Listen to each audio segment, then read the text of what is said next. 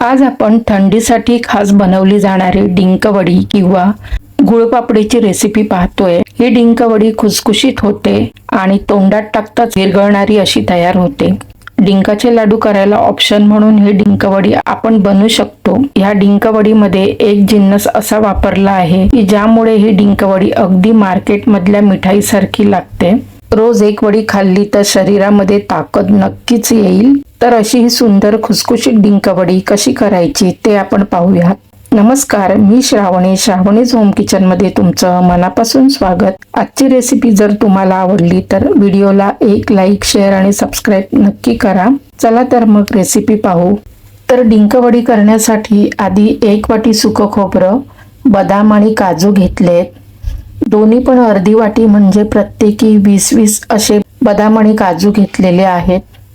तर मिक्सर मध्ये आधी 20 काजू आणि 20 बदाम घ्यायचे आणि मिक्सर मध्ये जाडसर फिरून घ्यायचे।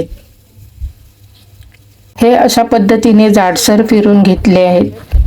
त्यामध्ये असे ड्रायफ्रुट्सचे तुकडे दिसले पाहिजे किंवा तुम्ही ड्रायफ्रुट्स कापून सुद्धा घेऊ शकता, पण असे दरदरीत वाटल्याने ते सर्व मिक्स करायला सोपे जातात। हे आता असे काढून घेऊयात। इथे सुकं खोबरं सुद्धा मिक्सर मध्ये फिरून घ्यायचं, ते सुद्धा या वाटीच्या प्रमाणात घ्यायचं आहे। हे अशा पद्धतीने मिक्सर मध्ये फिरून घेतलेलं आहे। इथे तुम्ही डेसिकेटेड कोकोनट घेऊ शकता। हे खोबरं पण काढून घेऊयात। हे खोबरं सुद्धा एक वाटी एवढं घेतलेलं आहे। तर आता इथे 4-5 चमचे तूप घेतलंय, ते लागेल तसं घ्यायचं आहे। एक वाटी गव्हाचं पीठ घेतलं आहे आणि इथे अर्धा कप मिल्क पावडर आहे। मिल्क पावडरने वडीला बर्फीसारखी चव येणार। इथे तुम्ही दूध पावडर ऐवजी खवा वापरू शकता, पण खवा वापरला तर वडी जास्त दिवस टिकणार नाही। इथे दुधाची पावडर ऑप्शनल आहे, तुम्हाला नको असेल तर ती तुम्ही स्किप करू शकता। गूळ वितळण्यासाठी इथे थोडं पाणी घेतलं आहे आणि इथे गूळ घेतलेला आहे। इथे अर्धा चमचा सुंठ पावडर आहे, अर्धा चमचा वेलची जायफळ पूड घेतलेली आहे। तर आता पुढील कृती पाहूयात। तर इथे एका कढईत 2 चमचे साजूक तूप गरम करायचं। आता तूप गरम झालं, इथे 100 ग्रॅम डिंक घेतला आहे, म्हणजेच एक वाटी एवढं डिंक आहे। हे डिंक बाजारात सहज मिळतं। तर हे असे मस्त चकचकीत डिंक घेतलेले आहे। आता तूप गरम झालंय तर 2-4 डिंकाचे तुकडे आधी सोडून घ्यायचे, चांगले तुपात परततात की नाही ते पाहायचे। तर हे असे मस्त फुलले आहेत, ते काढून घेऊयात। तसंच आता हा डिंक थोडा थोडा करून तळून काढून घेऊया। ते थोडा डिंक टाकलाय, जास्त प्रमाणात डिंक घातला तर तो एकमेकांना चिकटतो आणि आतपर्यंत तळले जात नाही, म्हणून थोडे थोडे डिंक घालून तळून घ्यायचे। इथे मस्त असे डिंक फुललेले आहेत। आता हे काढून घेऊयात। हे अशा पद्धतीने डिंक तळून झालेत। जसं तूप लागेल तसं तूप घालून बाकीचे डिंक तळून काढलेले आहे। तर हे हलके थंड झाले की एक वाटी किंवा ग्लासाच्या साहाय्याने क्रश करून घ्यायचे। हे असेच बारीक करायचे, मिक्सरमध्ये अजिबात बारीक करायचे नाही। मिक्सरमध्ये बारीक केले तर तुपामुळे मिक्सरला चिटकून राहतात आणि चिपचिपीत होतात। डिंक क्रश करून घेतले तर खाताना दाताखाली आले की ते खूप चांगले लागतात। तर हे असे छान जाडसर क्रश करून झालेले आहे। आता त्याच कढईमध्ये 2 ते 3 चमचे पुन्हा तूप गरम करायचं आणि 1 वाटी गव्हाचं पीठ घालायचं। पीठ सतत फिरवत राहायचं। पीठ लो टू मीडियम फ्लेमवर लालसर होईपर्यंत परतायचं आहे आणि गरज लागली तर अजून थोडं थोडं तूप घालून पीठ परतून घ्यायचं। आता गॅस लहान करायचा आहे। सुरुवातीला पीठ थोडं कच्चं असतानाच एका बाजूला एका ताटाला तूप लावून घ्यायचं। मधल्या वेळात ही अशी तयारी आधीच करून घ्यायची। तोपर्यंत इथे पीठ चांगलं भाजत आलंय। गॅस थोडा मध्यम करायचा आहे। इथे पिठाचा रंग बदलत चाललाय आणि पीठ चांगलं भाजत आलंय, सुगंधही चांगला यायला लागलाय। हे पीठ आता सतत फिरून भाजायचं आहे, नाहीतर पीठ तळाला लागून पीठ करपू शकतं। मग त्याची वडी चवीला चांगली लागणार नाही. तर इथे 7-8 मिनिटात हे असं लालसर रंगावर पीठ भाजत आलं आहे. आता त्यात ड्रायफ्रुट्स पावडर घालायची आहे. ड्रायफ्रुट्स सर्व छान मिक्स करून घ्यायचे आहेत. अर्धा मिनिट ड्रायफ्रुट्स परतल्यावर बारीक केलेलं खोबरं आहे ते मिक्स करायचं.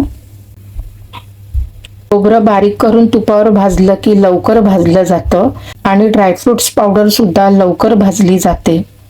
हे सगळं छान भाजून झालं आहे. आता इथे आपल्याला डिंकवडीसाठी मिठाईचा टच द्यायचा आहे. त्यासाठी गॅस लहान करून अर्धा कप दुधाची पावडर घालायची.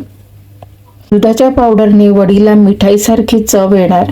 इथे तुम्ही दुधाच्या पावडरऐवजी खवा घालू शकता, पण खवा घातल्याने वडी जास्त दिवस टिकणार नाही. तर इथे दुधाची पावडर ऑप्शनल आहे. तुम्हाला जर दुधाची पावडर नको असेल तर तुम्ही ती स्किप करू शकता. आता लो टू मीडियम वर सर्व छान परतल्यावर चांगला सुगंध आला की गॅस बंद करायचा आणि कढई खाली उतरवायची. आता त्यात बारीक केलेला डिंक मिक्स करायचा.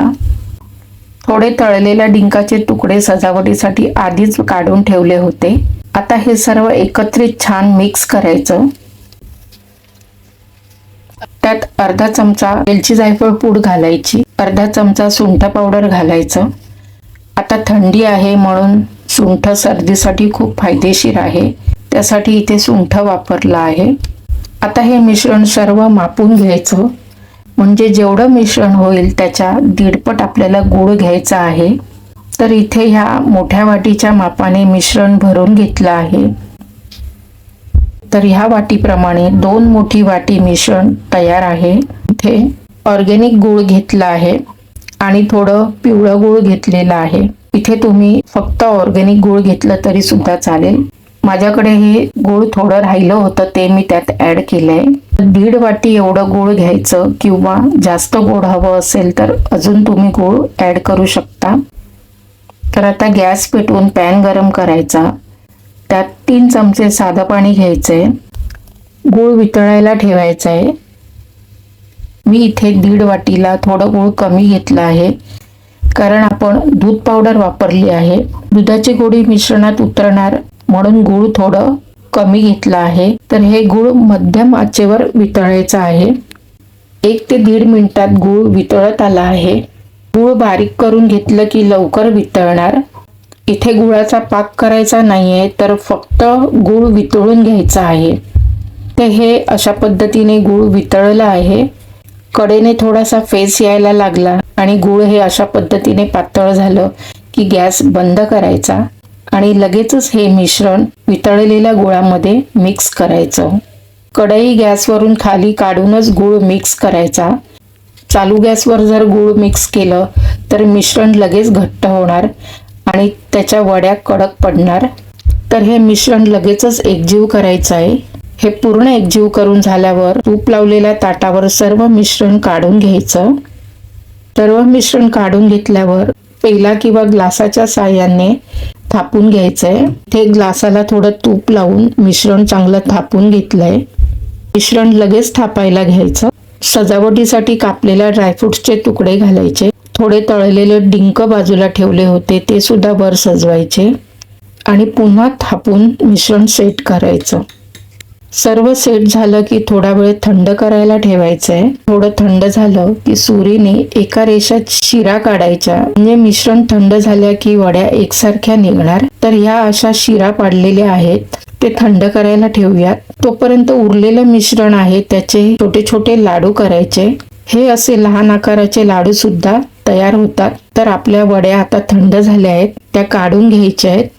तर तुम्ही बघू शकता वड्या एकदम मस्त आणि एकसारख्या पडल्या आहेत. ह्या अशा वड्या पूर्ण थंड झाल्यावर काढल्या तर एकसारख्या क्लीन तयार होतात. अशी हाताने उचलली तरी वडी सरळ निघते, म्हणजे आपली वडी परफेक्ट तयार झाली आहे. इथे मी उरलेल्या मिश्रणाचे छोटे छोटे लाडू तयार करून घेतलेत. ते सुद्धा मस्त झालेत. मोडून बघितल्यावर खुसखुशीत झालेले दिसत आहेत. तसंच ही वडी सुद्धा मोडून बघितल्यावर परफेक्ट तुटली गेली आहे, कुठे चिकट वगैरे झालेली नाही. तर ही अशी पौष्टिक आणि शक्तिवर्धक डिंकवडीची रेसिपी तुम्हाला आवडली तर नक्की ट्राय करून बघा. रोज एक वडी खाल्ली तर तुम्ही होणाऱ्या आजारांपासून दूर राहाल, शरीरात ताकद येईल, हाडं मजबूत होतील. तर आजची रेसिपी तुम्हाला आवडली तर एक लाईक, शेअर आणि सबस्क्राईब नक्की करा. तर आजचा व्हिडिओ पाहिल्याबद्दल धन्यवाद.